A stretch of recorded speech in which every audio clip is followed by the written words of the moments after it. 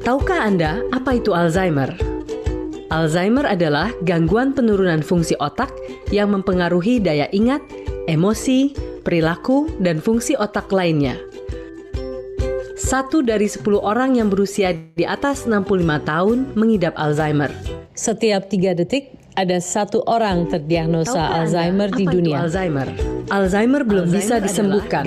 Obat yang ada hanya untuk memperlambat progresivitas dan mengatasi gejala Alzheimer lainnya. Kurangilah risiko terkena Alzheimer. Kenali 10 gejala umum penyakit Alzheimer. Gangguan daya ingat. Ada 1 orang terdiagnosa Alzheimer di dunia. Alzheimer belum bisa disembuhkan. Obat yang ada hanya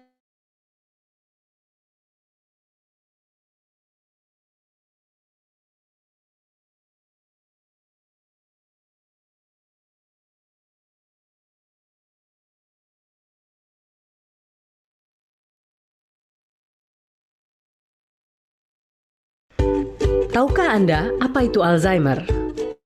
Alzheimer adalah gangguan penurunan fungsi otak yang mempengaruhi daya ingat, emosi, perilaku, dan fungsi otak lainnya.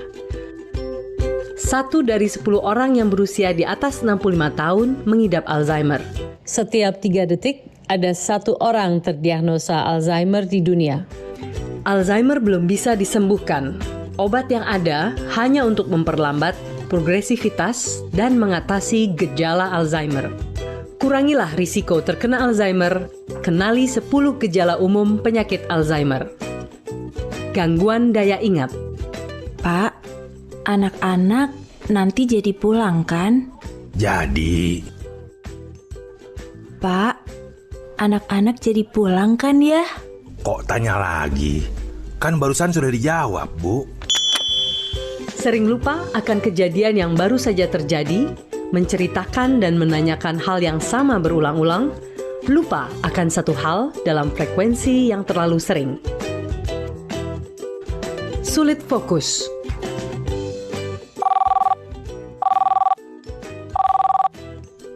Halo? Halo? Ini telepon udah rusak mungkin ya. Kok nggak bisa dipakai? Melakukan hal yang biasa dan sederhana menjadi lebih susah dan perlu waktu lama.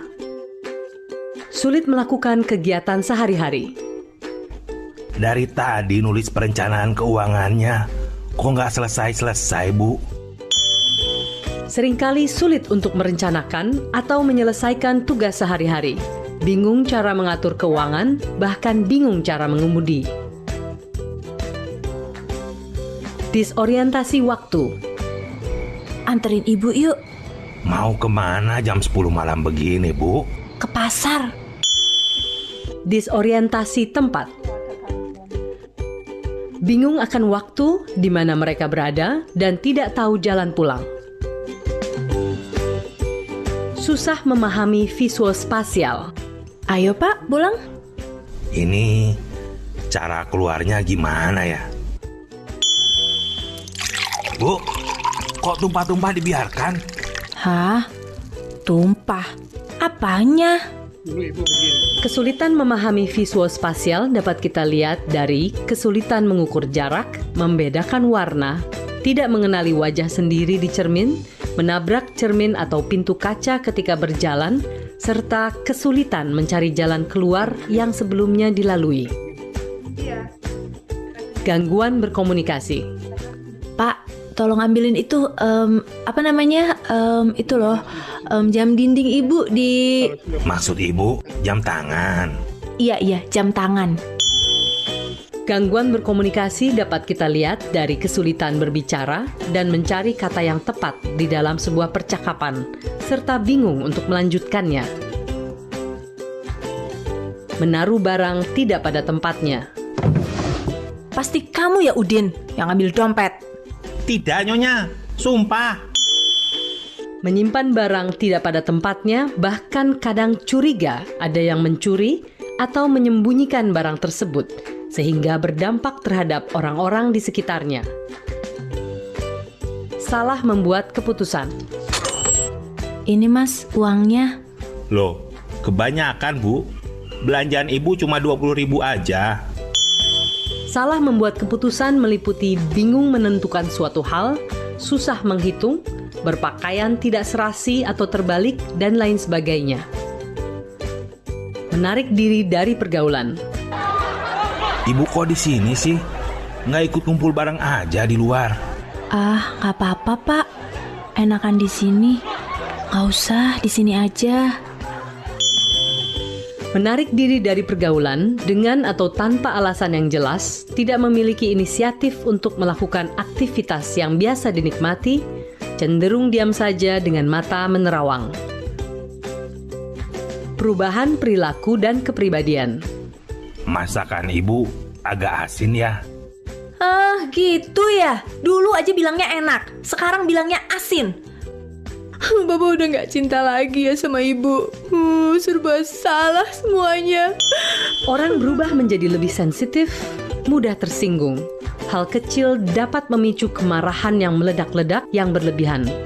Iritabilitas, depresi, mudah kecewa, dan putus asa. Apabila Anda melihat adanya 10 gejala Alzheimer ini, tindakan selanjutnya adalah memeriksakan ke dokter, meminta untuk diberikan deteksi dini serta pemeriksaan lebih lanjut, bergabung dengan komunitas peduli Alzheimer di lingkungan Anda. Tindakan mengurangi risiko terkena Alzheimer diantaranya adalah melakukan olahraga teratur, menerapkan pola makan yang sehat, mengkonsumsi gizi seimbang, melatih otak secara berkala, berpikiran positif, dan beraktivitas produktif. Hubungi Alzheimer Indonesia jika salah satu keluarga atau di lingkungan terdekat Anda ada yang mengalami ciri-ciri dari 10 gejala demensia Alzheimer. Jangan maklum dengan pikun. Lupa, kehilangan daya ingat bukanlah bagian normal dari penuaan.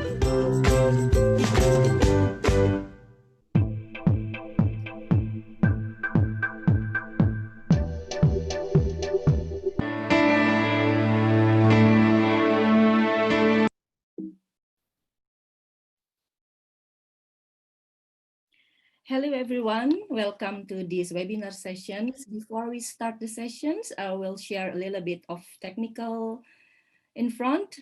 We hope that you can mute your audio during the session so we can hear the speakers and the performers clearly and loud. And we really hope you can turn on your video so everybody can see everybody's friendly face today.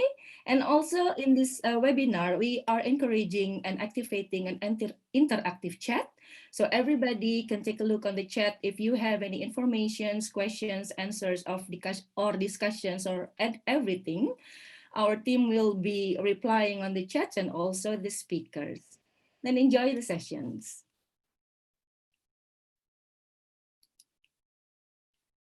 Hi everyone. That's me, Amalia Fongkutomo. I'm the chair of Alzheimer Indonesia Nederland, and I'm also will be your moderator today. Hello, everyone from around the world. It's really amazing to see everybody is excited about this first ever best practice of dementia care. Hello from the Netherlands. Welcome in Alzheimer Indonesia Netherlands, the best practices for dementia care in Indonesia and the Netherlands. This session is commemorating World Alzheimer Day, 21st September, which is today. Welcome and thank you very much for Mr. Fikri Kasidi, Deputy Ambassador, and Mr. Ferry Iswandi, Minister Social Culture Counselor from the Republic of Indonesia Embassy for the Kingdom of the Netherlands, and also Jacqueline Hogendal from the Ministry of Wellbeing, Health and Sport from the Netherlands. And of course, our respected speakers, Diwai Suharya, Professor Mira Vernoy-Dassen, Professor Siti Setiati, and all RSCM, Cipto Mangunkusumo Hospital, Team Geriatry Department, Dr. Ika and Dr. Anastasia. Welcome everyone. Alzheimer Indonesia Nederland is part of the 22 chapters of Alzheimer Indonesia across Indonesia and overseas. In the Netherlands, our vision and mission is to improve the quality of living people with dementia and elderly with Indonesia background, supported by the twinning program from Alzheimer Nederland and Ministry of Health from the Netherlands. We have 5 pillars on these twinning programs, including awareness, educations, knowledge transfer, supporting chapters, activity in the Netherlands, and also project coordination. In here, you can see before the pandemic time until 2019, of course, with the support of our partner Indonesian Embassy in the Netherlands, Alzheimer Nederland, Alzheimer Indonesia, every volunteers and everybody, we managed to have a lot of activity until 2019 and then the pandemic outbreak. Even though we can still survive and we are switching quickly until we have 25 online sessions until now, will be the 26th, and also various of Instagram Live, and that's including risk reduction, meaningful engagement, and education. And we are also preparing, not just online now, we are preparing to welcoming the new normal in this pandemic times with the hybrid. So we are starting our offline activity too, small groups, but we are really have to be sure that that is safe. And here you can see we are also adapting many tools from Alzheimer Nederland by activating diaspora, the Indonesians in the Netherlands, to translate, adapt to Indonesian cultures and language from the book Dementia Nu to Dementia Lalu Bagaimana, and many brochures from dementia-friendly community from Alzheimer Nederland and tips and tricks how to manage with people with dementia. We are adapting to Indonesia and we are delivering it to the elderly across Indonesia with the 22 chapters across Indonesia, supported also by the twinning program. So I'm not going to talk much, but everything you need to know about the information about Alzheimer Indonesia Netherlands and the twinning, you can see in our website and social media. And here we have also our team, Alzheimer Indonesia Netherlands team, risk reduction team. Hello, Sindu Anawati, and also from the science team. Here we can see Tania Marini.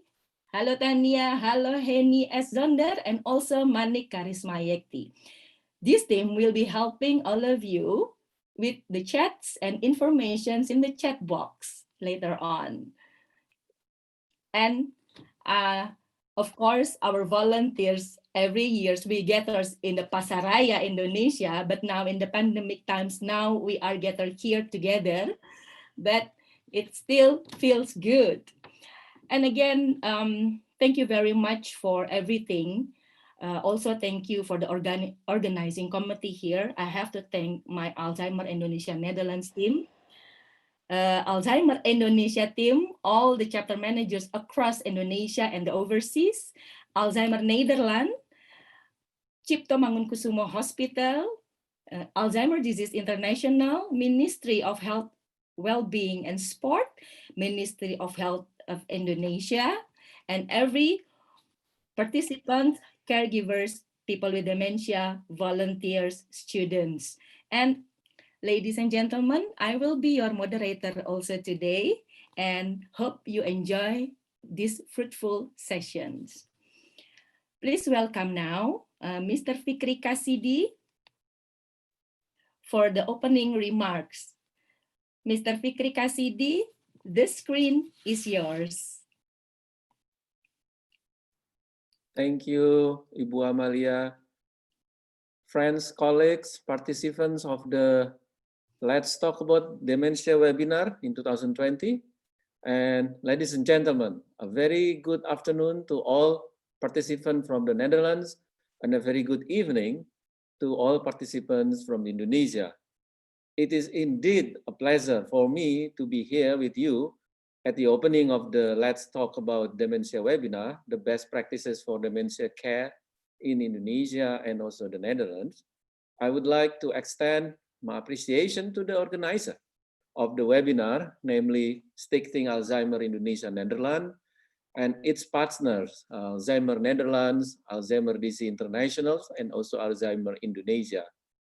As we all aware, in every September, we commemorate World Alzheimer Month globally. It is an international campaign to raise awareness and challenge the stigma that surrounds dementia. This September, we mark the 9th World Alzheimer Month, which started on September 2012. Before I continue, let's talk about numbers. According to research, dementia affects 1 of 14 people aged above 65, and 1 of 6 people aged above 80 affected by dementia. But the concerning fact is, according to another research, 2 out of every 3 people globally believe there is little or no understanding of dementia in their respective countries. Although I'm feeling young all the time, but biologically, I am entering a stage of age that is not young anymore. So for me, it's also a serious concern. But I'm quite sure that every participant in this webinar feel also the same way, that we should do something to raise the global awareness for this issue. That is why the Indonesian Embassy in the Netherlands is warmly welcome and support this webinar initiative. We are hopeful that this webinar could contribute to addressing the problems surrounding dementia, and equally important, to also raise people awareness in Indonesia and the Netherlands. In the context of addressing COVID-19, this webinar is timely, especially to raise awareness and lesson learned on the impact of isolation to people with dementia. Ladies and gentlemen, if you had the chance to visit Monas, or Monument Nasional in Jakarta at night every September since 2013, you will see purple lights covering the monuments as a symbol of support from Indonesia commemorating the World Alzheimer Month.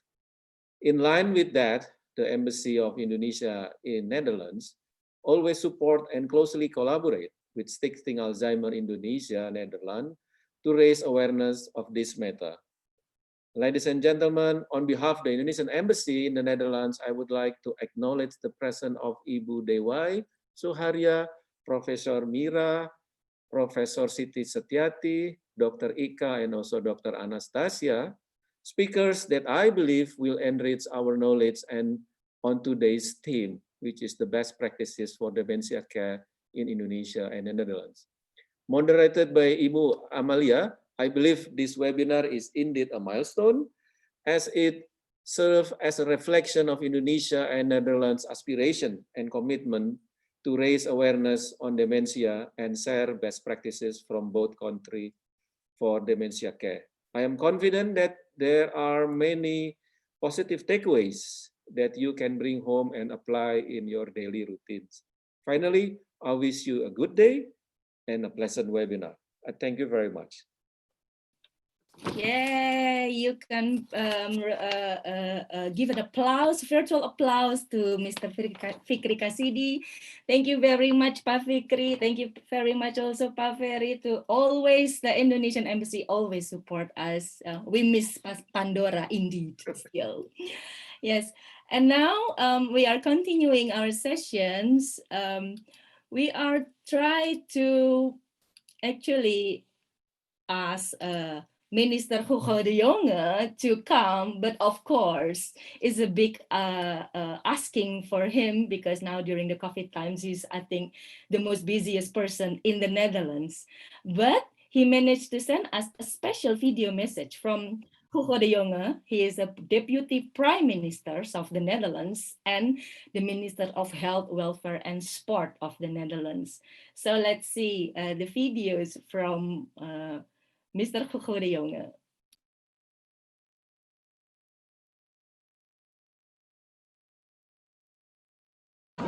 Ja, Martin moet er even mee op de foto, joh. Mijn naam is Hugo de Jonge. Ik ben minister van Volksgezondheid in Nederland. Wat wij zien in Nederland, net zoals in de rest van de wereld, is dat Alzheimer eigenlijk volksziekte nummer 1 aan het worden is. en daarmee ook doodsoorzaak nummer 1 aan het worden is. En wat we zullen moeten doen met elkaar is de handen ineen slaan om van Alzheimer een ziekte van het verleden te maken. En dat is het voorlopig nog niet. Er zal zo ongelooflijk veel effort op onderzoek moeten worden gezet, op interventies moeten worden gezet om te zorgen dat we uiteindelijk met elkaar Alzheimer te lijf kunnen gaan. En daarin hebben we met elkaar samen te werken. Dus Nederland en Indonesië, maar ook in de rest van de wereld, in alle internationale verbanden die het verslaan van die verschrikkelijke ziekte Alzheimer tot haar doel hebben gemaakt. Dus laten we die samenwerking voortzetten. Dank jullie wel. Thank you very much from the special video message, Hugo de Jonge. And that's not Alzheimer Indonesia if we don't start a session with an exercise. We have Pocho Pocho, we have brain gym, and now we have the new low impact exercise. So let's move our body before we are entering the webinars and hearing and seeing all the fruitful sharing sessions today. This is music by Janine School from Jamaica. She is the champions of Alzheimer Indonesia from Jamaica, and with the risk reduction team Alzheimer Indonesia in Jakarta, our colleague. So don't be shy, move your hand and body, and then let's exercise.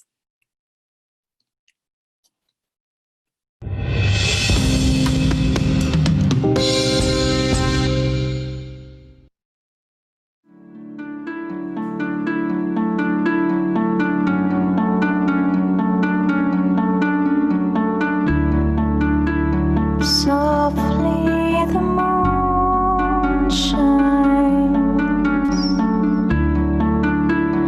gently the wind blows through your hair,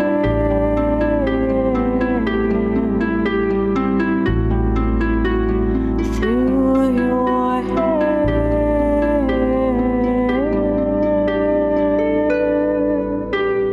Ooh.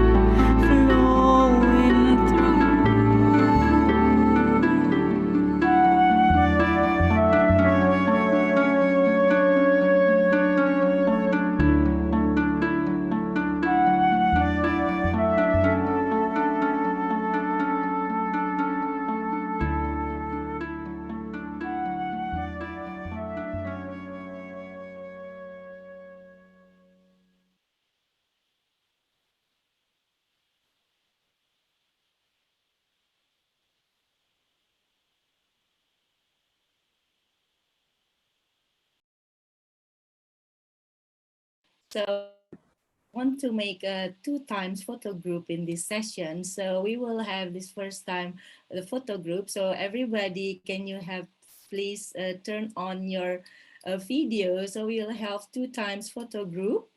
This is really Indonesian. If you some of you is not coming from Indonesian, so this is really Indonesian. We just need to have a photo group for togetherness. Okay, so before.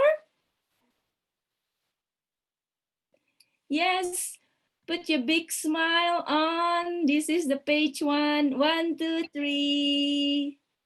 Oh, moment. There is somebody coming. I will, moment. Okay, one moment. 1, 2, 3. A second page. 1, 2, 3. Wow, third page. 1, 2, 3. Hi, Yos. 1, 2, 3. Okay, so that's for now. And we will continue the sessions. We do the pictures already. We do the welcoming already. And then we do a light exercise already. So I think now is the time for the real sessions. Please welcome Professor Siti Setiati. She is the president of Indonesian Geriatric Society, Pergemi, head of clinical epidemiology and evidence-based medicine unit in Cipto Mangunkusumo National Hospital and Faculty of Medicine, University of Indonesia. Professor Siti, how are you? Hopefully everything's good. Yeah, still mute. You are still mute. Everybody who wants to read about Professor Siti's, you can read in our chat box. Okay, the screen is your Professor Siti. Okay, thank you, Amalia, for allowing me to share my slide.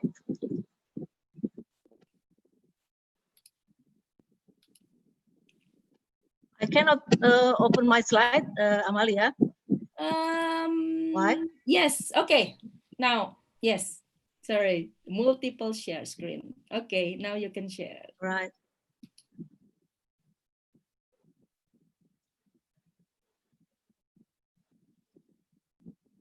Can you see my slide?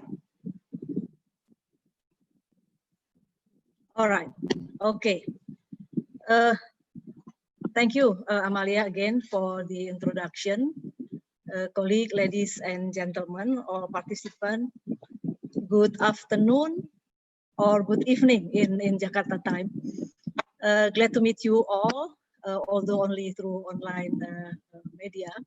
First of all, I would like again to thank Amalia and a colleague from ALZI Netherlands for this invitation to talk in this special event.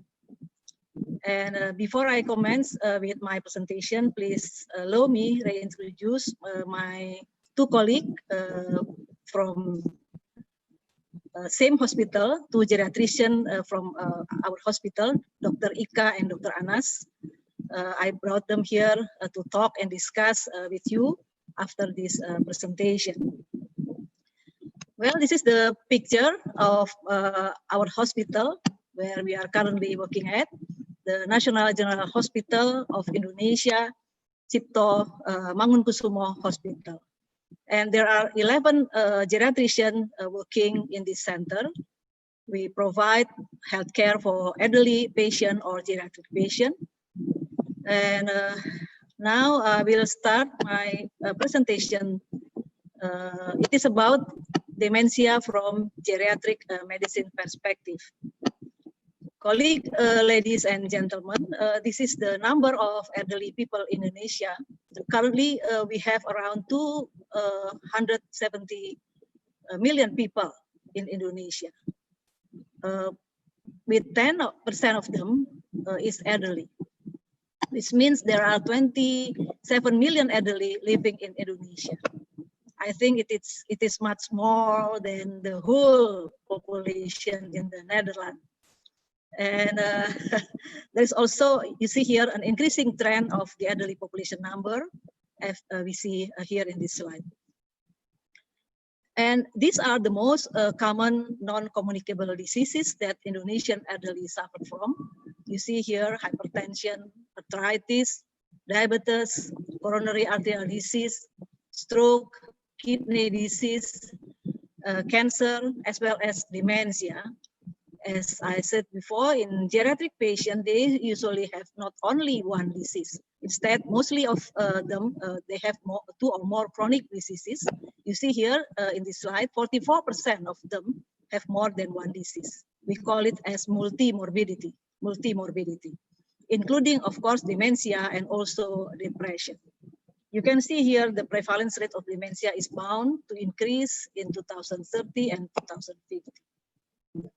The presence of more diseases is a complicated situation, both for geriatric patient and also for geriatrician or physician, as well as for the caregiver. And regarding the living arrangement, I think I need to share this slide.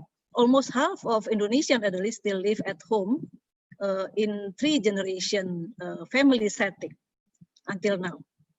The culture of living together with their children and grandchildren is still preserved by Indonesian families. Yeah, I think it is a kind of tradition to respect our parents. Only 9% of the elderly population currently live alone, and 3% with others. Such proportion in Indonesia were similar, I think, among East Asian and Southeast Asian countries. The proportion, however, different from those in West European countries. Ladies and gentlemen, geriatric patient is elderly patient. In Indonesia, we use 60 years instead of 65, with several characteristics you see in this slide. Several characteristics as shown in this slide. They usually have multimorbidities. I told you they have more than one disease, 2, 3, 4, 5 diseases in one person. Not only physical problems, but also complex psychosocial problems, including dementia and or depression. They also have declining reserve organ capacity, as well as functional status. And one more difficult thing is that they can come with atypical subtle signs and symptoms frequently unidentified, and it leads to delay in the treatment. I think it is crucial for the family member or caregiver dealing with the geriatric patient to identify the health problems as early as possible.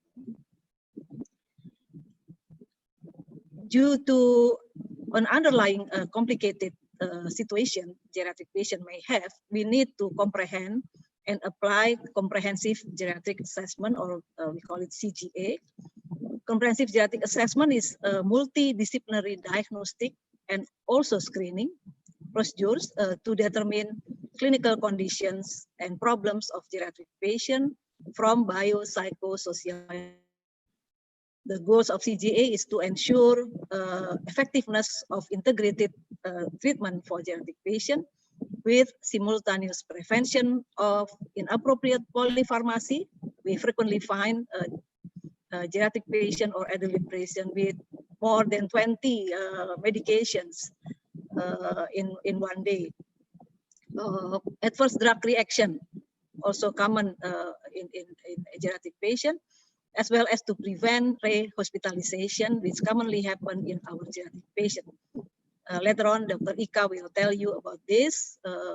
About 30 to 40% of elderly patients, they can re-hospitalize 2 or twice within 30 days. And geriatric patients require a holistic, integrated, interdisciplinary approach and management. Holistic approach implemented by paying attention to all functional, cognitive, mental, nutritional, pharmacological, and social aspects. accompanied by integrated treatment from geriatrician, psychogeriatrician, gerontic nurse, etc., starting from the initiation of treatment to discharge plan, as well as always patient-oriented treatment without interdisciplinary boundaries or barriers. Not only physical health, we should take into account mental health, environmental condition, status. Especially for patients with dementia, we should pay attention to caregiver burden. Collateral history may be needed for the assessment. A caring caregiver with a peaceful mind is essential for the outcome of dependent geriatric patient at home. In our hospital, Cipto Mangunkusumo Hospital, Cipto Mangunkusumo National General Hospital, we have integrated geriatric team consisting of internist geriatrician, psycho-geriatrician. I think I see Dr. Profitasari here attended this meeting. And also medical rehabilitation geriatrician, neuro-geriatrician, gerontic nurse, etc. And here is the geriatric outpatient clinic currently during the COVID pandemic. You can see doctors should have appropriate personal protective equipment or PPE on, and physical distancing should be emphasized literally everywhere. In the waiting room as well as in the clinic room, you can see here the red lines to protect the patient as well as to protect the physician. On the right-hand side, that was me during routine clinic visit of a dementia patient in our hospital. And next is the acute geriatric ward in our center. As usual, PPE for healthcare workers and surgical mask for all elderly patients. In uncomplicated condition and without acute complaint, the older people may benefit from teleconsultation service. Here is me again during webcam assisted history taking in the clinic during COVID-19 pandemic. Our Ministry of Health have suggested physicians to try to explain about the current pandemic to all elderly patients, those with and without dementia. Such information can be given during regular face-to-face follow-up session or teleconsultation service. Information should be given to dementia patient in a simple way, repetitive and politely. Hope that they could understand despite the cognitive impairment. Currently, there are 38 centers with geriatric care service across the nation, with around 17,000 islands. There are 18 to 20 academic hospitals, among others, which have more or less 50 geriatricians. Several of them coming in this meeting. Still a few numbers of geriatricians across Indonesia, as well as psycho-geriatrician. And currently there is an increase in number, of course, geriatrician nationwide. Yeah, it's getting increased now.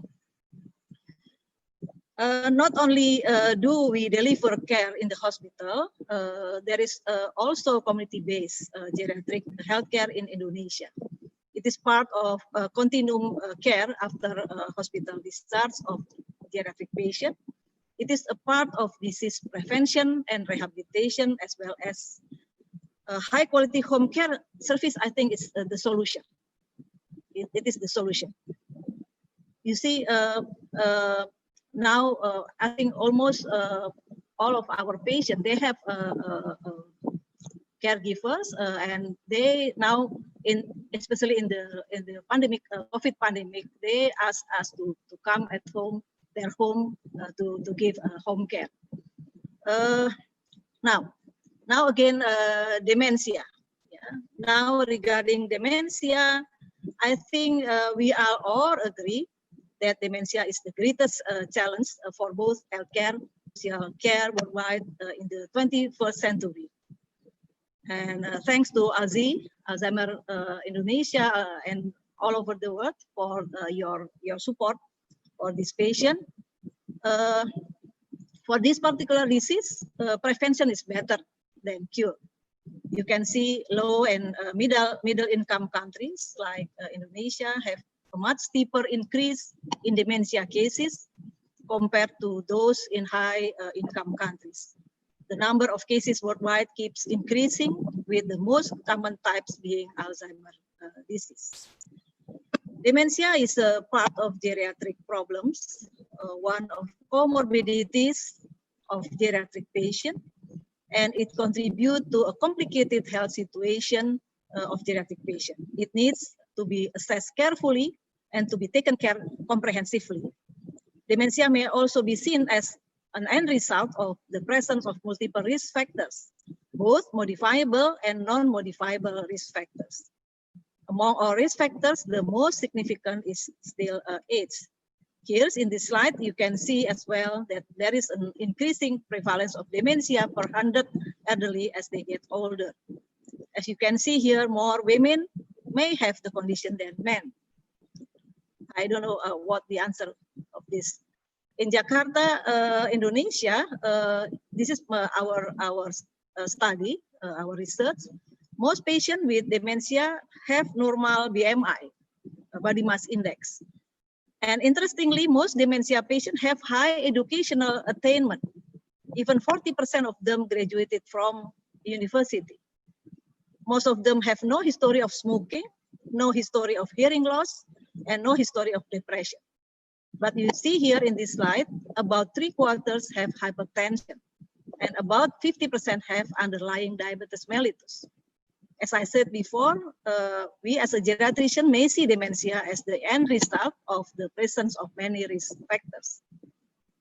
Now, what can we do? If possible, of course, prevention. We have to always educate the patient as well as their family to never stop learning new things. Increase communication, especially with family and caregivers at home. Exercise routinely, especially at day. Engage in hobbies such as painting, reading, singing, reading newspaper, memory games. The patient should stop smoking, as smoking cessation for 4 years and over, according to research in Asian population, reduces dementia risk. And don't forget to monitor and control their underlying diseases such as hypertension, diabetes mellitus, and other chronic diseases with medication if needed. Ladies and gentlemen, treating dementia need to be done in 2 aspects: pharmacological to control the symptoms, especially BPSD, and non-pharmacological, including support system. Education about dementia to the caregiver and families need to be done so that the family is ready to face what is the possible symptoms occur at home, wandering, for example, at night. It is not that easy, even very hard, but as the patient continues the drugs, hopefully it can alleviate some of the disturbing symptoms. Family and caregiver play an important role in taking care of dementia. However, BPSD patient, behavioral psychological symptom of dementia patients may have several symptoms such as wandering at night, waking up at night, yelling at caregivers, do not want to eat at 1 a.m. in the morning, etc. The behavior may induce stress, decrease quality of life in family and caregivers. Some caregivers may want to resign due to the overwhelming workload. So in dealing geriatric patient, we need to implement comprehensive geriatric assessment and comprehensive geriatric management, as I mentioned before. Well, as a conclusion, I think this is the conclusion. Management of geriatric patient with dementia should begin with comprehensive geriatric assessment. We must thoroughly assess all existing diseases in the patient, physical status, mental status, functional status, social status, as well as what medication has been taken by the patient. The management is, of course, adjusted to what domain is disturbed. And always start with non-pharmacological management in the form of nutrition, adequate fluids, physical therapy, psychological therapy, and involving family or caregiver in patient management. Comorbidities also needs to be well controlled. Dementia patients usually have chronic diseases that must be controlled. We have to be careful with the possibility of multiple drugs, polypharmacies, drug interaction, which may happen. Okay, well, I think I have to stop till here, but I would like to ask Dr. Ika to add some more information about dementia in our geriatric patient. For your information, Dr. Ika, Fitriana, and Dr. Anas will stay here, have some talk with you. And Dr. Ika, she has a good study to be shared with you. And of course, we are looking forward to see your facility, Amalia, geriatric care facility, and also memory clinic facility. Hopefully, this COVID pandemic will end soon. I don't know when, might be 2020 or 21. And we can back to our normal life. Thank you very much. Dang well, is that correct? Thank you, well. Yeah, that's really, yes. Oh, very, really open mind and mind blowing, Professor Siti. I look at the numbers and okay, wow. We met before with Professor Siti in the Indonesian mission in Jakarta, yeah, and then we explored the memory clinics in Indonesia and also working together, hopefully, with the Netherlands, who has a lot of best practice here. There is Mira. So Mira, Professor Siti wants to build the memory clinics in Indonesia, so we can discuss later. Okay, so next we can hear to Professor Siti. Thank you very much for your time. Yeah, stealing your time for the family at night. So regards to the family. Yeah, thank you. Thank you. So, Dr. Ika and Dr. Anas, if you want to share something. Yeah, thank you very much for the opportunity. I would like to share my slides. May you allow me, please? Okay, thank you. Can you see my slides, our slides? Okay, thank you very much. So I will continue Professor Siti's presentation, focusing on cognitive impairment and comprehensive geriatric assessment experience in our center, Cipto Mangunkusumo Hospital. Maybe for the introduction, we will show you that our country faces double burden. In one side, infectious disease, in other side is degenerative disease. So we will show you, according to Riskesdas 2018, this chart is for young elderly, which is 55 to 64 years old, and there is a big 5 top disease in this population. First is hypertension. We look at in this chart, almost 50% in our population, pre-elderly, who have a hypertension. As we know from Framingham study, midlife hypertension have a 50% changes for being or to get dementia in the later life in about maybe 10 to 18 years after young elderly. So if our life expectancy is 72 years old, you can imagine that if young elderly have hypertension, so maybe 10 years from now, they will get dementia. So it's our problem here. And we try to collect various data. This is from small research from some province in Indonesia. We can see here that we have actually small research gathered from East Java, Central Java, West Java, Bali, Jakarta, North Sulawesi, and Sumatra. And we get from community population and chronic care. And we see here they use MMSA as diagnostic tools. And the incidence of dementia is relatively huge number, I guess, because from community we get from 22% to 98% in population community base. It is in rural or urban area, and in chronic care, the number is from 38% to 92% in chronic care. Even in Sumatra with Mokaina in Padang in community, we see that from sample 97 samples, 66% is dementia from Mokaina. So it's a relatively huge number. But if we see national survey, yeah, this is a relatively large number of sample, about 1,000 more. The prevalence of possible dementia is only 6.8%. So we can imagine that it is an iceberg phenomenon. And 66% from this sample have hypertension. So we can imagine that there is another health problem that related to dementia, including depressive symptoms, hypertension, smoking, or functional decline.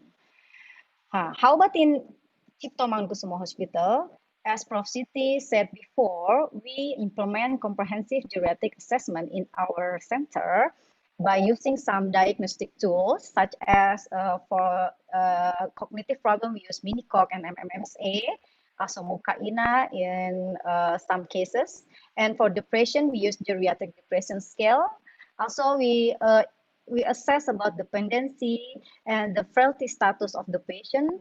We assess a nutritional problem with MNA, mini nutritional assessment, and we use CHEERS-G for assess the comorbidity of the patient. So we will get the whole picture of our patient in Cipto Mangunkusumo Hospital. This is our research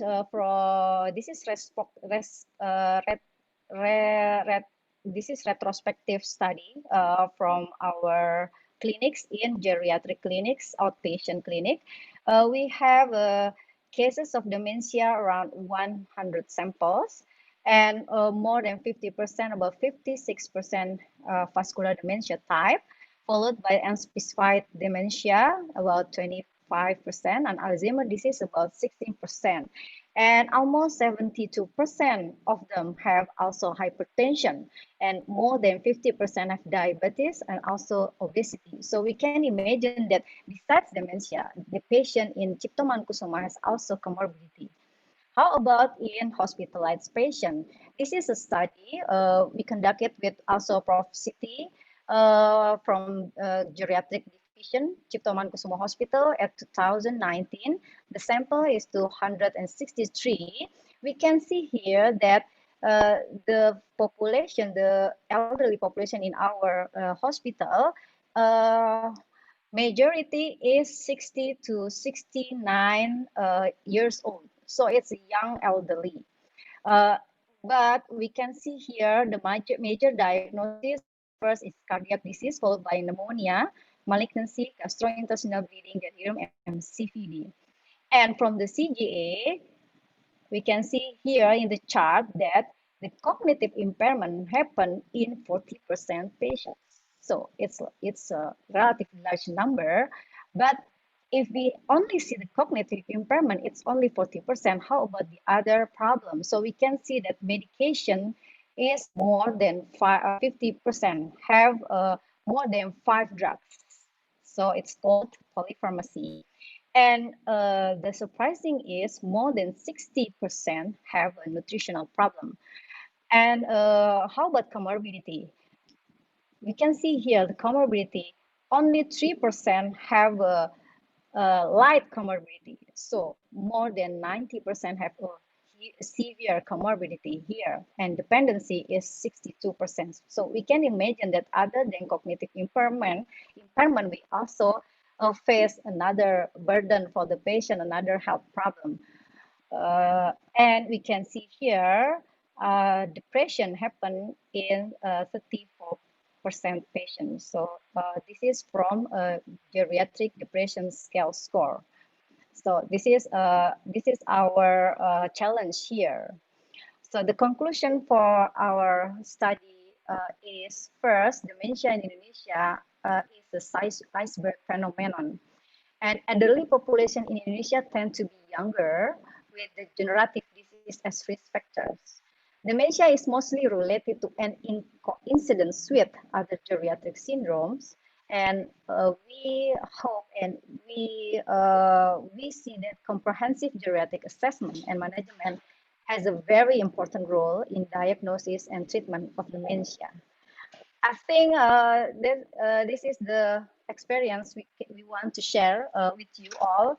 I hope it can enlighten we all to think that dementia is not only dementia, but also part of geriatric syndrome. So I hope it will be pressure for us to participate in other event at AZE. Thank you.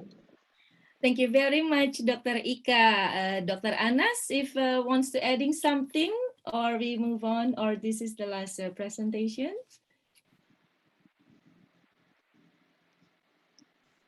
I think Dr. Ika's presentation is the last presentation for our team. Thank you.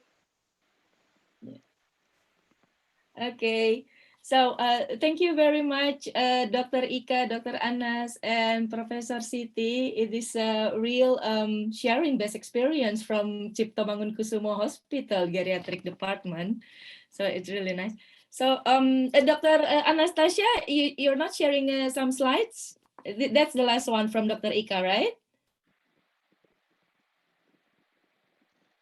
Okay, then if we have a questions, please do write down on the chat box. And Dr. Ika and Dr.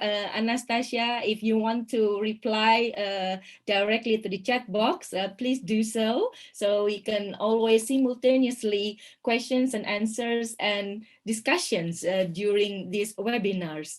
So I see a lot of people already in the chat box from Leiden, from Indonesia, from all over the world saying hi. Hello, everybody. I want to say especially hello to Jacqueline Hogendam, which is here from the ministry. You supported the twinning, and it's really happened everything because of the twinning program between Indonesia and the Netherlands, and also Jos from Alzheimer Nederland.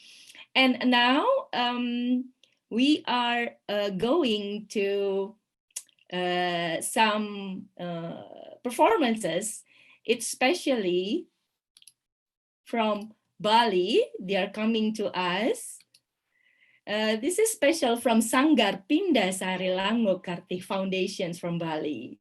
So let's enjoy. Let's take a break for a while before moving on to Professor Mira.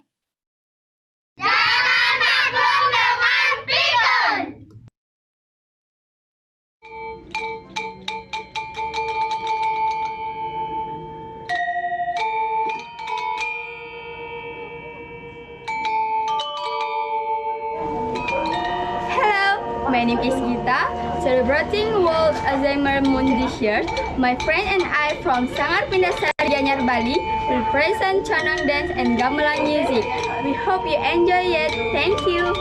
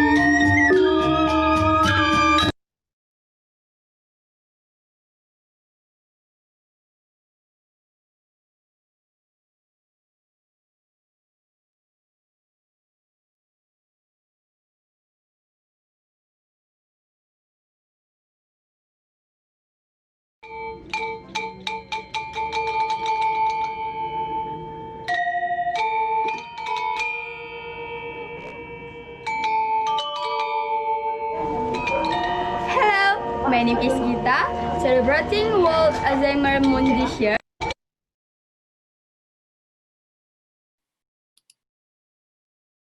Okay, I'm so sorry. There is some technical. I'm trying to start it again.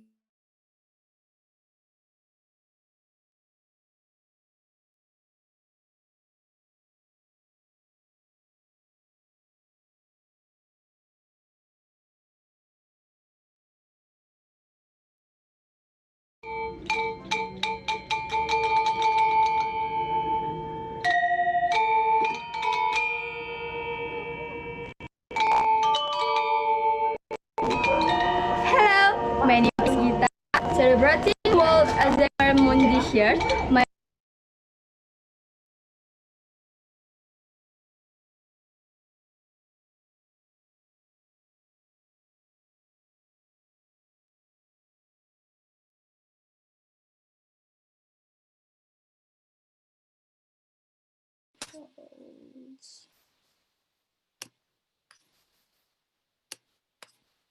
Okay, sorry, some troubles in the paradise.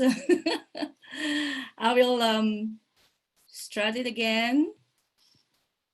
So sorry. I will restart it again.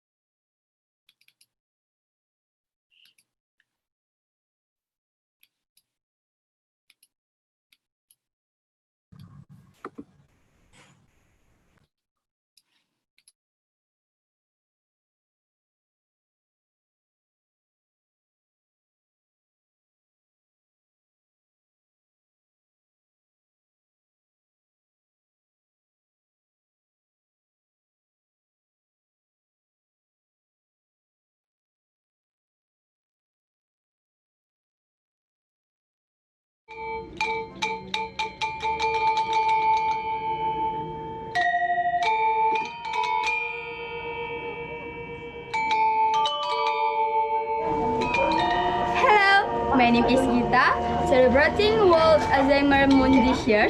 My friend and I from Sangar Pindasari Gianyar Bali will present Canang dance and gamelan music. We hope you enjoy it. Thank you.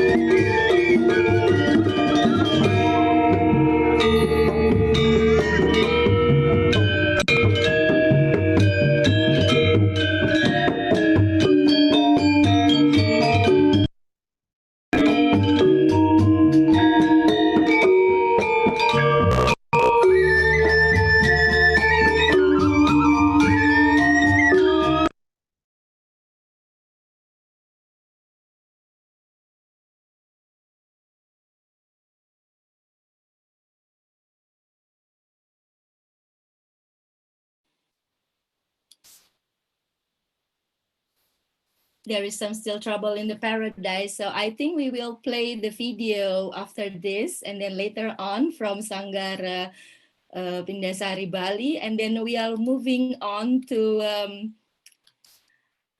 Professor Mira. Hello, Mira. I will, yes.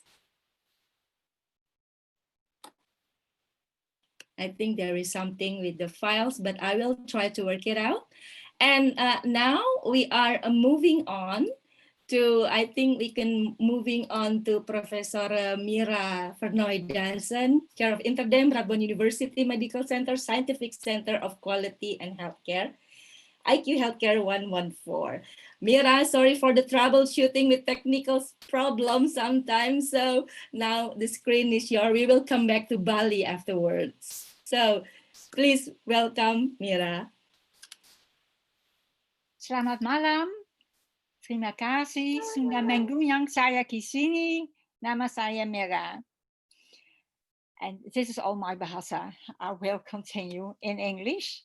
And my talk will be about best practices in dementia care towards better practice, and at the end toward the current situation and what we can do about the current COVID situation.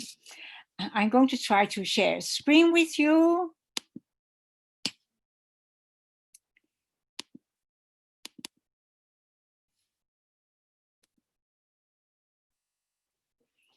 Here it is, and my topic is social health. And I was very happy to hear about the comprehensive Indonesian approach, and social health is part of it. And we aim to use this as a new angle to improve cognitive functioning and even the onset of dementia.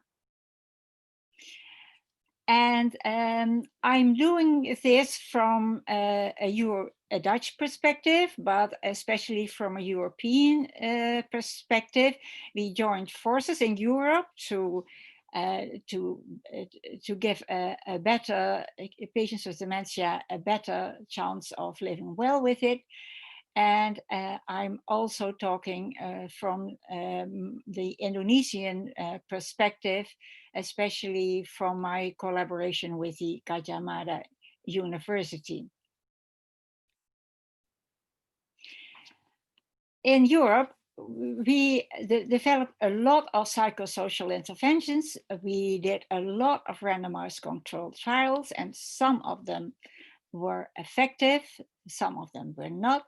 But we gathered in the psychosocial interventions in a book in which are now 13 psychosocial interventions.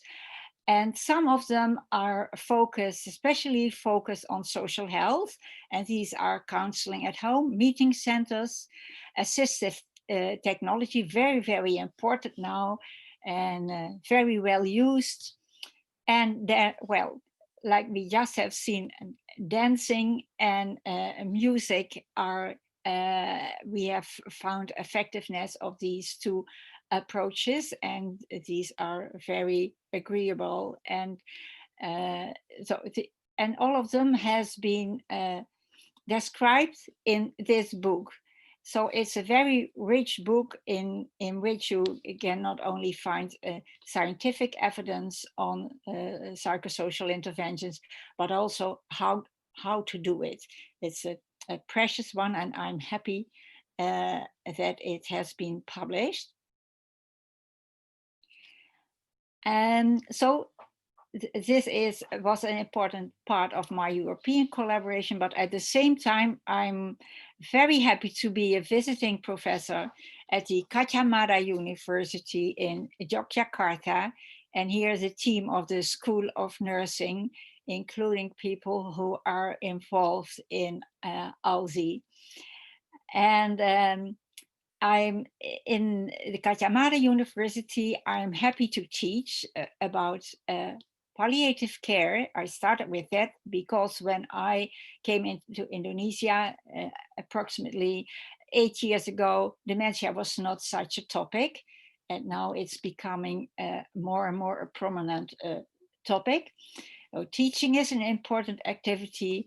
I'm happy to be involved in the roadmap of the School of Nursing. And I'm especially happy to work very closely with Indonesian people who are doing the PhD here in the Netherlands. And the first was Kristanti Effendi, and she wrote an intriguing thesis on the quality of palliative care for patients with cancer in Indonesia.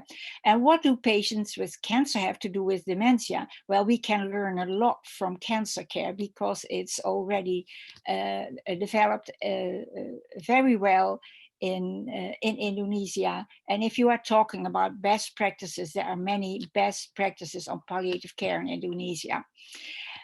And she has an important conclusion, which is the same as the major conclusions from intervention research, is that there is no one single intervention that helps for everybody.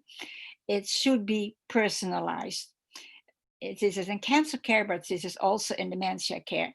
And what I especially like about Cristanti's thesis is that she moved to family-centered care. That is what it should be in Indonesia, with the high emphasis on family care. So also the caregiver, and that was already mentioned by Professor Siti, also the caregiver needs a lot of attention. And also Indonesia is a country with a diversity of cultures and beliefs, and that should be taken into account as well. So for instance, I witnessed praying together with a patient, and that was so calming and such an adequate action to a very depressed person who really calmed down after praying together. So that is also a very good intervention. And then there is the thesis of Sinta, building on the thesis of Cristanti Effendi, which is really a privilege in science if you can do this. And we got the funding to do it. And Sinta also engaged in qualitative research. And in that research, in that study, she also compared patients with dementia and patients with cancer. But she found much communities and similarities. And these, the main similarity was that the key theme in caregiving for persons with dementia, as well as persons receiving palliative care, is beliefs in caregiving. And what it is, this is about the motivation to care. Also, it's kind of an obligation. It's part of the culture in Indonesia. Most people felt that they did it voluntarily. They really wanted to do it. And that's also because caregiving is a value in Indonesian country, and this is very, very precious. This is a value we are regaining in the Netherlands, and also from people who do it in the Netherlands. I always learn that it really gives added value to their life, and this is one of the main outcomes from the thesis of Sinta. So we learn from each other. It's not only Dutch best practices. There are many Indonesian best practices. And if my special topic, social health, I think this is very much an Indonesian topic. But we have these effective interventions in place. But things are moving forward. And what we also learned from our colleagues in dementia research, that it's not a one-to-one case, brain damage and behavioral and cognitive problems. There is a room in between. So social things might play a role. And therefore we have to bridge with the biomedical science. And what we try to do in Interdem is that we make that bridge in order to learn more about social effects on dementia and what we can do with it. And we developed a hypothesis, the social health hypothesis. And the hypothesis is that social health aspects are crucially in optimally using the cognitive reserve through utilization of social resources, meaning that if you use social resources, you can stimulate the brain. And this image represents that we only use part of our brain. So there is potential for more. Like here, if you look at cognitive reserve, it's the ability to withstand neuropathology by using compensatory cognitive approaches, meaning that if you look at this picture, there are many bypasses, other roads, other ways to to come at the same place, and other ways in our brain to help us function. So this is a kind of optimistic message, and this is well, it's not a beginning. Already a start has been made with this kind of research with promising results. And now I focus on social health. You might be curious what it is. Well, it's the ability to form satisfying interpersonal relationships and to adapt to different social situations. So that sounds logical. But if we zoom in more closely, it's about the individual and the social environment. And it's about the competencies of the individual to participate in social interaction. That's also logical, but it's also, and that's very, very important in dementia research, the influence of the social environment on the health of the individual. And people with dementia like it very much when I tell this story. They say, oh, you understand this. It's not only us, it's also how other people respond. For instance, if you can prepare a breakfast and the breakfast is served for you and that you only have to eat it and not prepare it a bit yourself, then people deny a capacity of you. It's so important that people with dementia who still have capacity, they all have. Well, I would like to say until the very last end, that we allow people with dementia to use their capacities and to stimulate them to use their capacities. So this is a key thing in social health, and this is why I feel very much attracted to this to social health. And if we make a little bit much more a closer look, social health is about contact frequency. It's about friendship networks, and friendship networks are very, very important. They might be more important than family networks because it's a kind of voluntary relationship, and also neighborhood networks. What I really like very much in Indonesia are the kampungs, that natural neighborhood community. And when we look at so these are a kind of structure. This is the structure of the network. And when you look at the interaction within the network, then it's about the perceived relationship quality, meaning that not all social interactions are positive. They can also be negative. For instance, if you deny capacities of a person, which I told you before. Of course, social support is beneficial, and social engagement, and that was already mentioned by Professor Siti before me. So that's all part of the game already in Indonesia. And we are, so this is what we knew about social health, and we are very happy that we have a huge funding from the European program, joint program on neurodegenerative diseases, and they allow us to study this in much more detail, and we do so with a European team and an Indonesian team. And I'm so happy that we can make this connection. And if you are talking about a twinning program, this is a really huge step in having a twinning program. And this study is all about the ambition to influence both the dementia process and the quality of life. That goes together. And we try to unravel the interplay between social health and biological and psychological factors all over the trajectory of dementia. And here are the names and the pictures. And well, to give you a bit more flavor of social health, and at the same time, I present some findings on it. This is a preparation, the pictures on the preparation of a wedding meal in a neighborhood in Yogyakarta. I made a picture myself.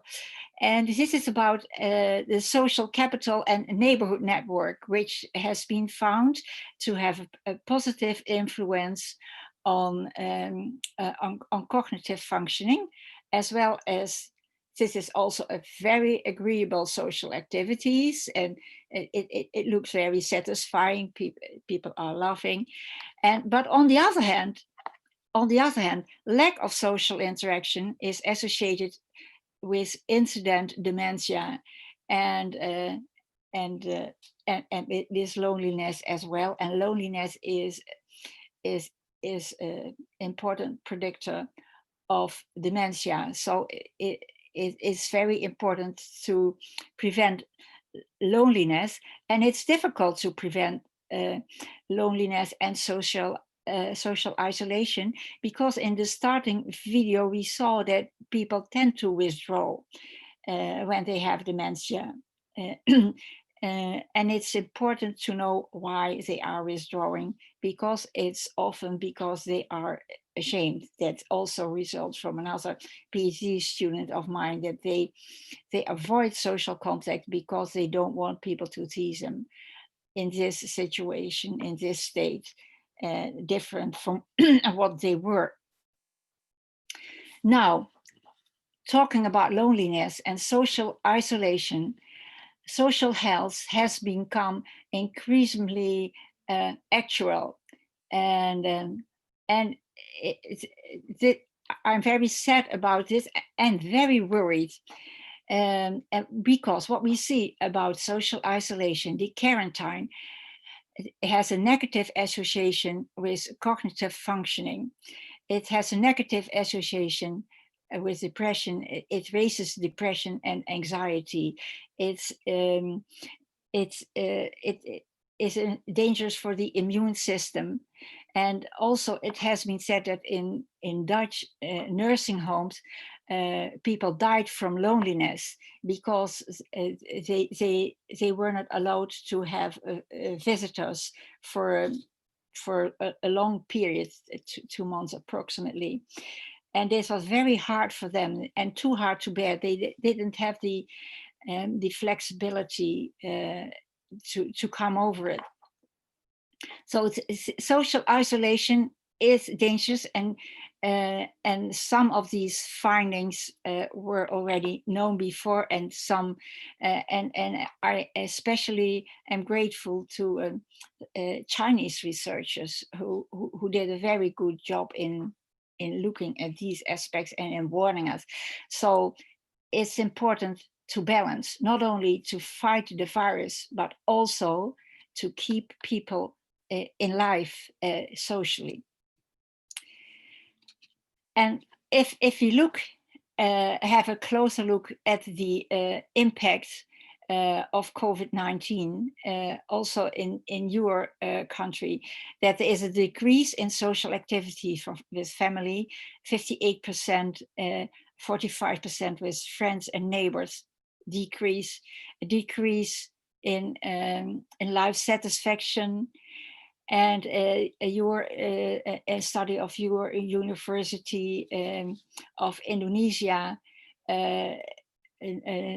found 35% of people with depression. And another Indonesian study, a qualitative study, found that social withdrawal and individual and collective violence occurred more during the COVID-19 crisis. And this is also recognizable in the Netherlands. And here's the dangerous increase in loneliness, and loneliness is a predictor of depression, of cognitive dysfunctioning, and maybe even and of dying as well. We know that from other studies. So these are very dangerous development. But it raised also a lot of activities in researchers and in practitioners, and there are many recommendations, and I only give you some here. There is a plea to increase social contacts, and I hope I made clear why. And also, if there is a case of loneliness, if in people with dementia, then you have to help people with dementia, but also in other people in the community, take responsible for your loneliness. So don't wait until someone is coming to you, but reach out yourself. And there was a very nice one in the New York Times that suggesting to replace hugging by a verbal expression of affection, and by gestures and things like that. An important mean to prevent depression is by reaching out. And what is one of my favorite findings last year is that making chats during the day, making as many chats as you can, that is very beneficial. It has been found to be beneficial for longevity. So it's not having a very serious conversation, but meeting someone, having a chat and moving on, and leisure activities as well. And then the plea of Alzheimer Europe: visit people with dementia as much as possible. And Italy, we found that also people with dementia, if you help them, they are able to use video communication as well.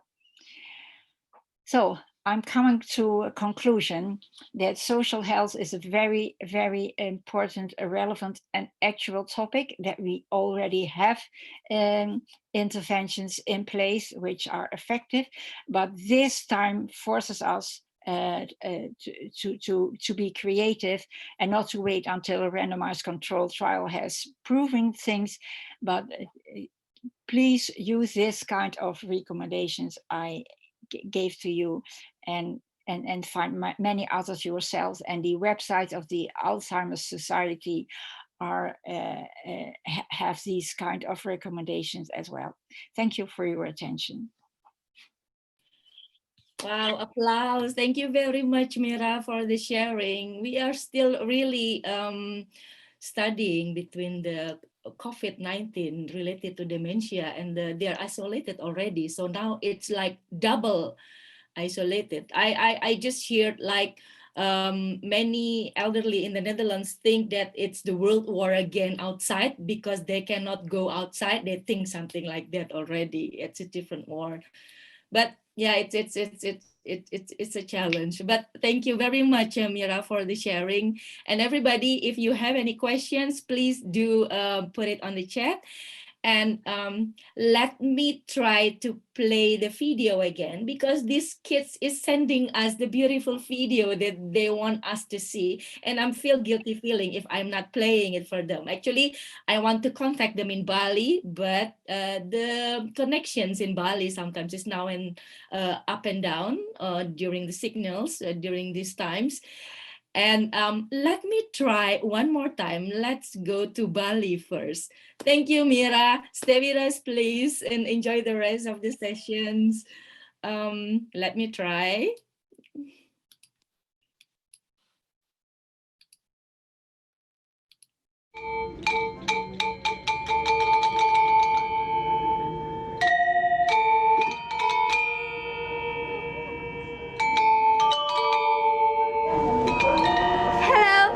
My name is Gita, celebrating World Alzheimer Month this year. My friend and I from Sangar Pindasari, Gianyar, Bali will present Canang dance and gamelan music. We hope you enjoy it. Thank you.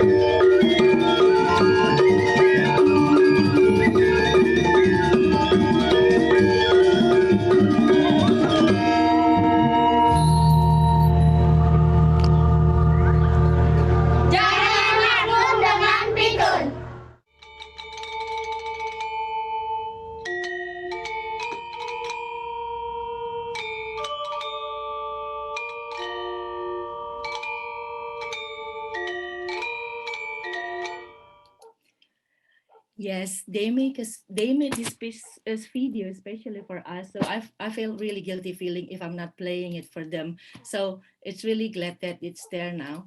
So now we are continuing to the next sessions, and Professor Mira, you have a questions in the chat box from Dr. Vera. Maybe you can help to answer while we will watch another dance, because now it's back to back because it's supposed to be in between. But now let me introduce you in a city dance. We'll share also a dancing, and while enjoying the dance, maybe the speakers can answer the questions and discussions on the chat box.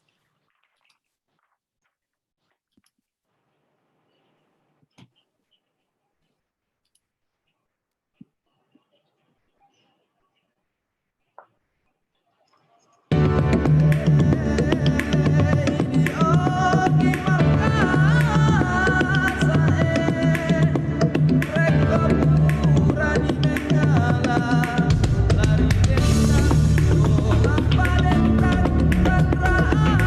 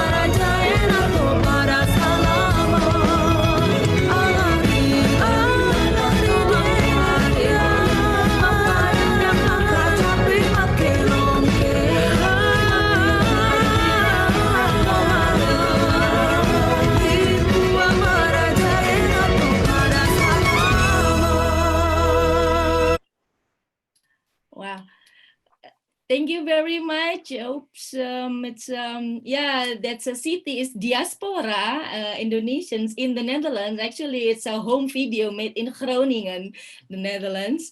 So it's so cute. Again, they're sending us video to entertain us in between these sessions. And there is no trainings without support from Alzheimer Nederland, of course. And today is the busiest day for everybody in the Alzheimer world. It's Alzheimer Day. So also people in Alzheimer Nederland. But we managed to ask Herjok Wilming, the directors of Alzheimer Netherlands, to give a special video message on us. And thank you very much for the discussions on the chat. It's really, really exciting on the chat.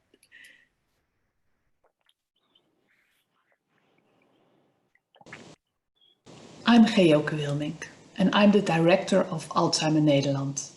I'm very pleased we have strong partners like Stichting Alzheimer Indonesia, Nederland, and of course our partner overseas, Alzheimer Indonesia.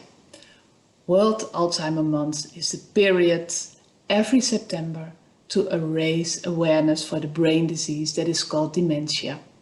That is really necessary because there are a lot of stigma surrounding dementia. It's also the time we can lay emphasis on special collaborations like the twinning program we had with Alzheimer Indonesia. In this program, we exchanged information and learned from each other. I feel very positive about the prolongation of this program. Let's keep working together to reach our goals in the fields of dementia. And I wish everybody a lot of success to reach the goals we all see is necessary.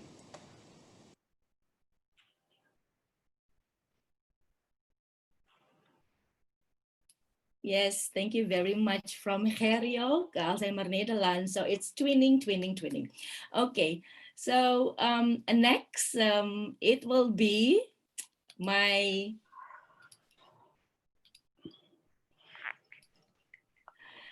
mentor, my good friend, my colleague. Actually, she's the one who inspired me to join this course. Please welcome our latest speakers from the twinning everything. And this is also twinning is part of our international. Please welcome my mentor, Diwai Soharya, Asia Pacific Regional Director, Alzheimer Disease International, and founder of Alzheimer Indonesia. Diwai, the screen is yours. Thank you, Amalia. What a delight to be here, seeing everyone. I'm very proud of Alzheimer Indonesia, Netherlands, and the collaboration we have so far.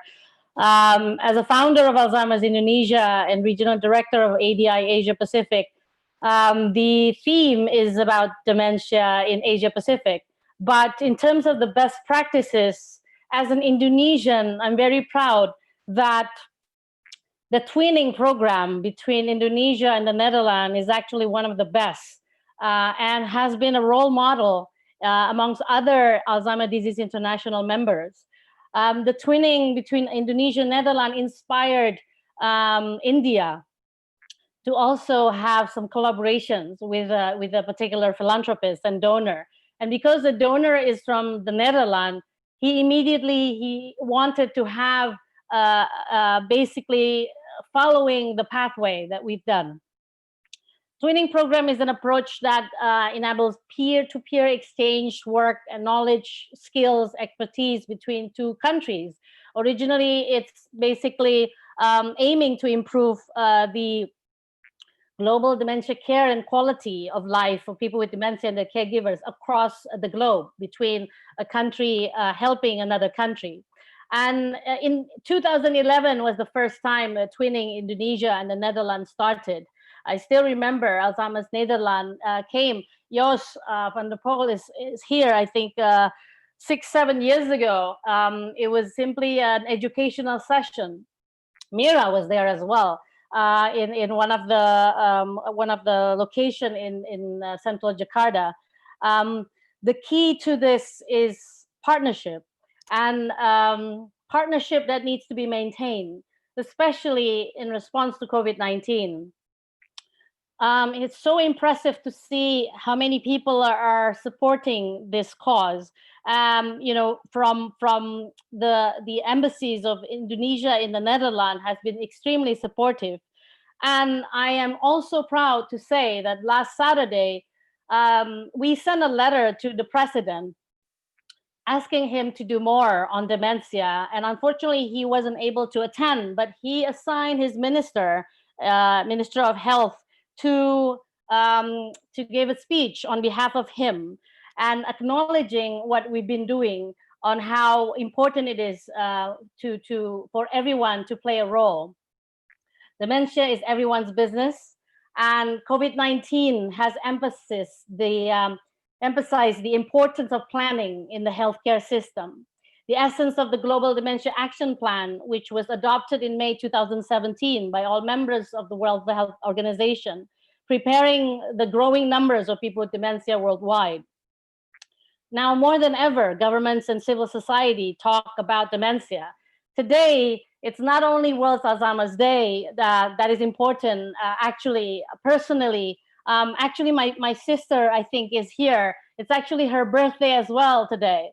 And for the very first time last night around midnight, she was participating to one of the webinar that was organized by Alzheimer's Indonesia San Francisco, and everybody's singing or acknowledging her birthday. So the key in this collaboration is actually working together and acknowledging the work of every one of us, how we all play a role in this, how partnership is essential in order to succeed in what we're doing. One of the things about dementia in Asia Pacific, not because I'm Indonesian, I'm proud about Indonesia's work with the Netherlands, but it's also for a country, as Professor Siti Setiati mentioned, 270 million, we have approximately 27 million of elderly. And there's also the 3 generations that I noticed from her presentation earlier, that there's an importance of having youth engagement program to reduce risk of dementia and also reduce loneliness, isolation, as Mira also mentioned, the social impact of this. And Alzheimer Indonesia, thanks to the Netherlands support, actually has been the role model on youth engagement program, not only in Indonesia, but also in Asia Pacific. I've never heard any association that managed to organize 30 webinars in the entire month of September to support all people with dementia. And people with dementia and family caregivers are now stepping up and engaged in programs in a webinar. And this is something that we'd like to see happen more and more. And this is why we appreciate the Netherlands government and also the Alzheimer's Netherlands support. And Jacqueline is one of the key person in supporting us on this.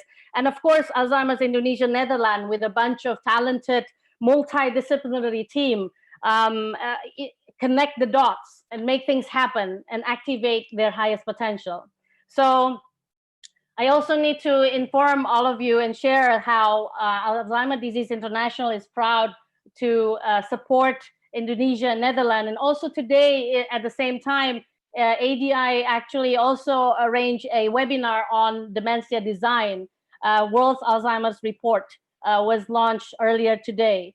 And the importance of having design included in the National Dementia Plan. So the challenge is not only to use existing resources in the healthcare system, but also to have partnership strengthened. Post-diagnostic support is also important to be explored. Out of the 7 action areas, diagnosis, treatment, and care are one of the part that we have to do together and to do more. And ADI is actually managed to mention earlier, last Saturday, to the Minister of Indonesia, that ADI looks to Indonesia for leadership in the region, a country with the world's 4th largest population and 10th largest aged care population.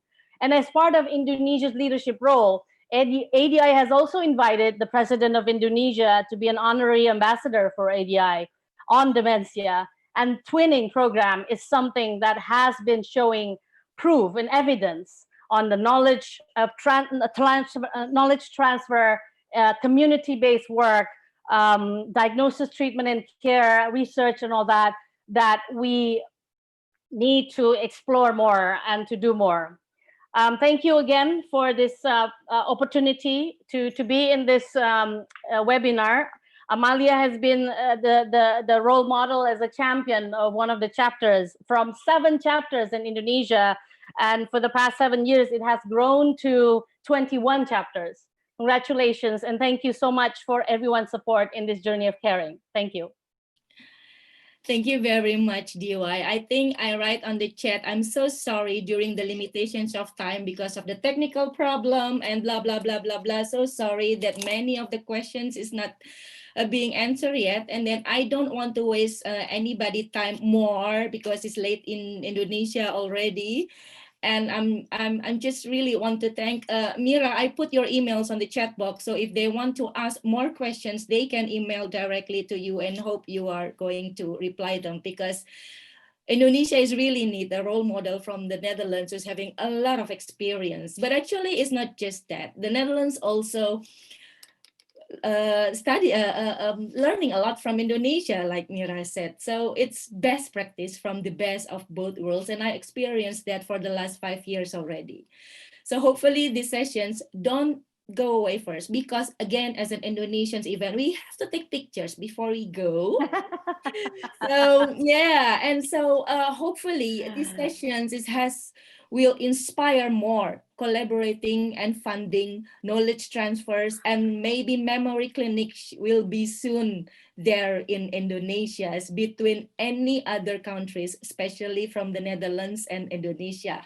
I really hope this is, I think, the first sessions on webinar who's exposing the working together between 2 countries more than 8 years actually.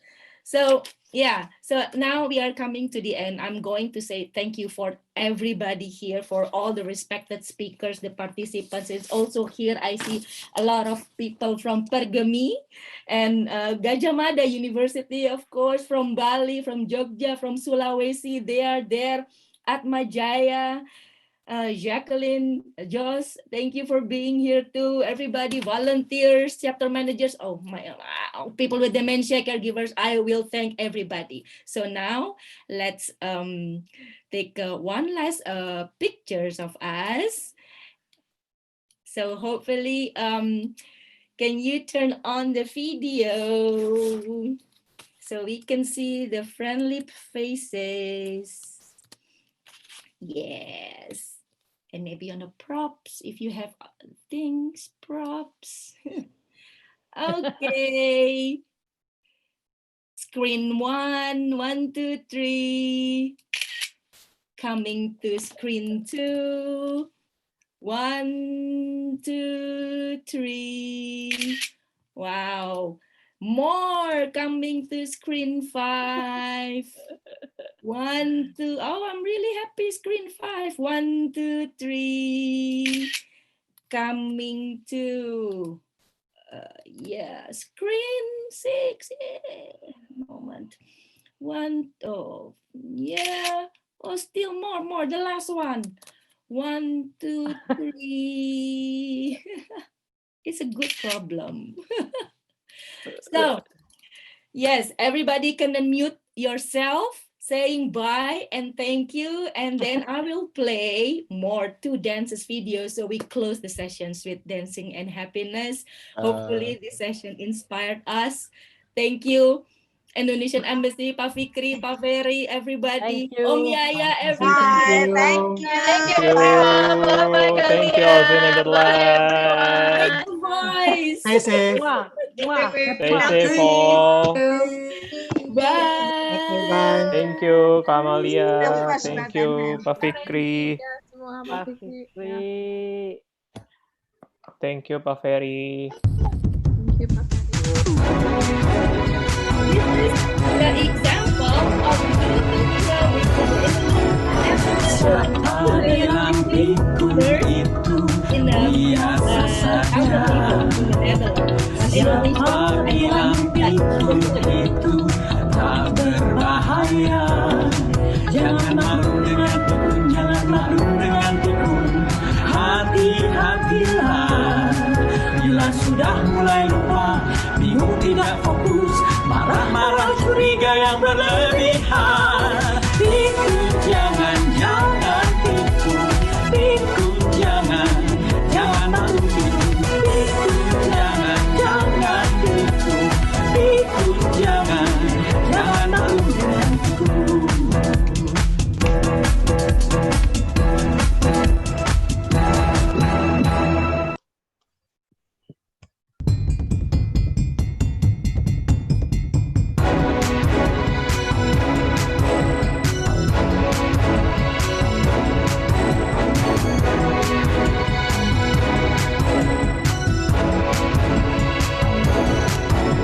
Siapa bilang pikun itu biasa saja? Siapa bilang pikun itu tak berbahaya? Jangan malu dengan pikun, jangan malu dengan pikun. Hati-hatilah, bila sudah mulai lupa, bingung tidak fokus, marah-marah curiga yang berlebihan.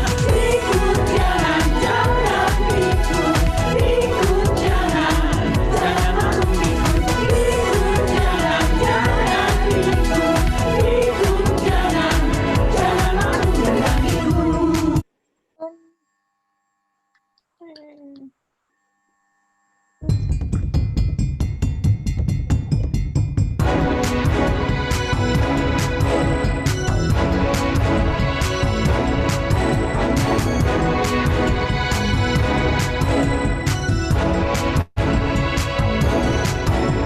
Siapa bilang pikun itu biasa saja? Siapa bilang pikun itu tak berbahaya? Jangan malu dengan pikun, jangan malu dengan pikun. Hati-hatilah, bila sudah mulai lupa, bingung tidak fokus, marah-marah curiga yang berlebihan. Pikun jangan pikun, pikun jangan malu pikun, pikun jangan pikun, pikun jangan malu dengan pikun.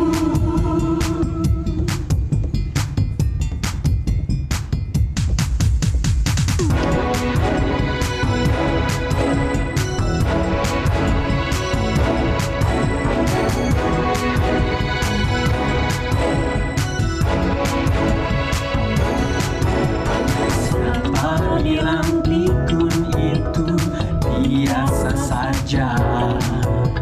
Siapa bilang pikun itu tak berbahaya? Jangan malu dengan pikun, jangan malu dengan pikun. Hati-hatilah, bila sudah mulai lupa, bingung tidak fokus, marah-marah curiga yang berlebihan. Pikun jangan pikun, pikun jangan malu pikun, pikun jangan pikun, pikun jangan malu dengan pikun.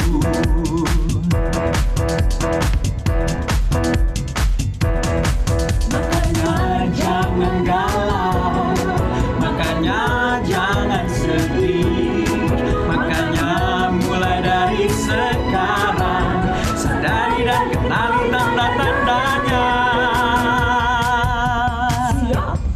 Waspadalah, waspadalah, waspada, waspada, waspada, waspada, waspadalah. Pikun jangan pikun, pikun jangan malu pikun, pikun jangan pikun, pikun jangan malu pikun, pikun jangan pikun, pikun jangan malu pikun, pikun jangan pikun, pikun jangan malu dengan pikun.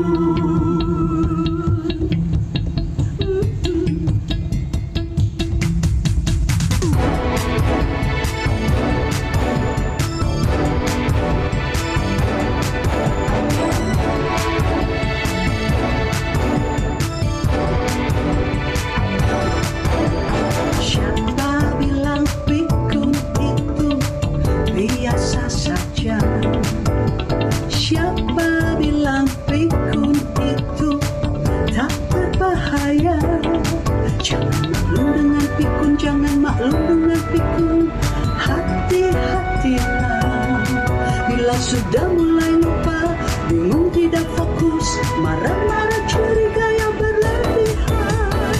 Pikun jangan pikun, pikun jangan mau pikun, pikun jangan pikun, pikun jangan mau berani.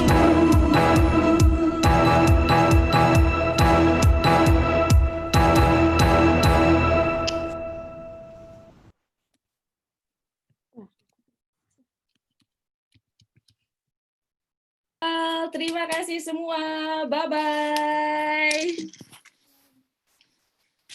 Bye. Thank you. Bye.